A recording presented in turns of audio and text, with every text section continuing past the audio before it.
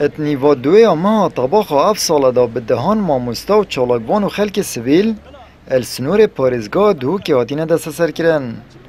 تانها جیجماره که هاتین آزاد کرن و نزدیک 5 کسان به تومت جور و جور دو سین وان هاتین روانه کرن بودادگه. اش 5 یا حتی 55 چون که هندک تنه بردان و هندک تنه گرتن پشتی هنگه که اوجی همی تخیه تدا موموستا تدا فرمانبر تدا چالاکوان تدا روزنامه‌وان تدا کسی جدا جدا همی کس بجدار بوینه دوی گرتنه دا راستی یت ام هاتین آگدار کردم کیست وانا ام پتریا وانا ما گرکش وانا وکالت وان توار گرتین و که ام بیرکارداری توانینو ام نکیه داخازا هندک شوانا افروکجی ما یت پیشکش کردیم کو بین بردان بکفالت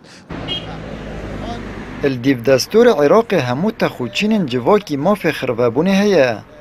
اللي دستالاتا و دوری بدهان کس سر نیاز انجام دان و خربابون و خونیشاندانان دست سر کرینه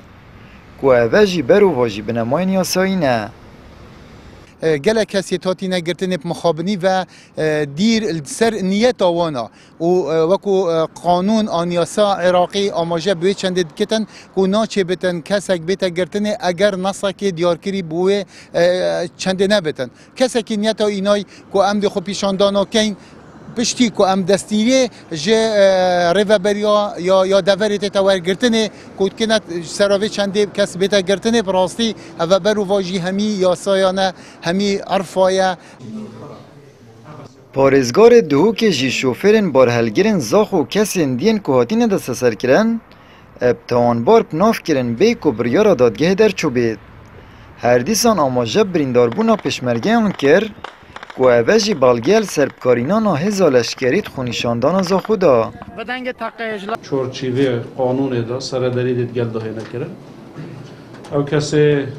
گناهکار بی طبع دیف قانون ده تا سزادان اگر کسی جناف دا بیتن کو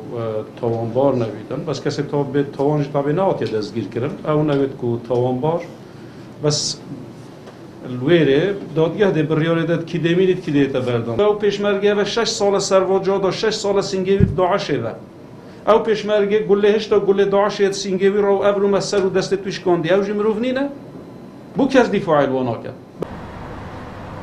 دهوک بوی زندانک آمازون و هرچه روشنامه‌وان و چالاکوان که هاتی زندان کرن و پیامک جیبو توای خلک بادینان گلویر یاسای حزب سر هزا یاسای دهاتی سپاندن و رکراوین ماف مروف و پرلمانتارن و دوری جیکر و لالو کوره بوینه. آمد بریفکانی،